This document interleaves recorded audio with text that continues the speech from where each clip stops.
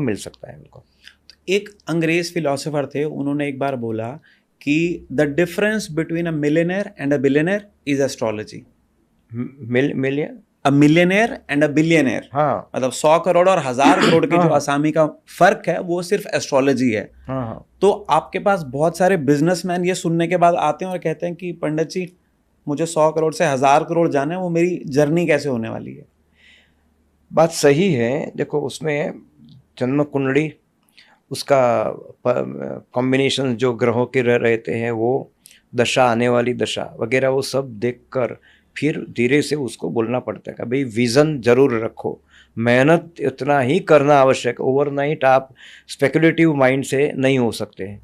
उनको दूसरा भी वार्निंग दे देता हूँ, क्योंकि क्या कुछ लोग स्टॉक मार्केट है या दूसरा कुछ कहीं कुछ राहु का अगर दशा चलती है तो वो सोच के बोलना पड़ता है। जी। एक बार टॉप पर लेके भी जाता है वो, पर वो घुमाता भी है, कभी सीधा जितना टॉप पर लेके जाता है वो नीचे रोड करोड़ घर बेघर ऐसा हो सकता है। तो वो राहु का प्रभाव भी देखना पड़ता है। और आपने बोला तो कभी काफ़ी मैंने काफ़ी ऐसे केस देखे हैं कहीं कि ओवरनाइट स्टॉक मार्केट में भी चले जाते हैं।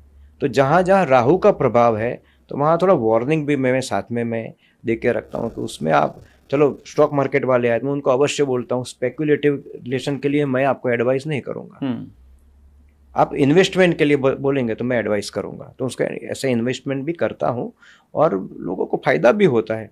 पर आपने 1000 और 1,000 वो एक ये है, टर्मिनोलॉजी है या तो जिसको बोलते हैं रिलेटिविटी है। हाँ, रिलेटिविटी है, ठीक है। मतलब उसके साथ साथ ग्लोरी क्या है, प्लेजर ऑफ लाइफ है या नहीं, वो भी क्योंकि हमारा जो श्री सूक्त जो ऋषि मुनियों ने गाया है ना, उसमें करेंसी नोट नहीं मांगी है, बिल्कुल हाँ कर्म मांगे। ओवरऑल जो मांगा है वो धान्यम धनम पशुम बहुपुत्र लाभम शत संवत्सरम दीर्घमायु हो। और दूसरा है हस्तिनाद प्रबोधिनीम, जैसा हाथी का आवाज होता है ना, उस तरह की लक्ष्मी, डांस करती हुई लक्ष्मी हमारे घर आनी चाहिए। दूसरा है अनपगामिनीम लक्ष्मी माँ, मतलब हमारे घर आने के बाद नहीं जाने वाली लक्ष्मी। तो एक सात्विक लक्ष्मी ही ऋषि मुनियों ने मांगी है। तो सभी लोगों को ये ध्यान में रखना है, एस्ट्रोलॉजर्स को भी, कि भाई चलो ये सबको किसी को एडवाइस कर दिया ऐसा स्पेकुलेशन करो ये करो, तो गाइड करने से पहले थोड़ा कुछ सोच कर उसको उसका लाइफ अच्छा हो या कल्याण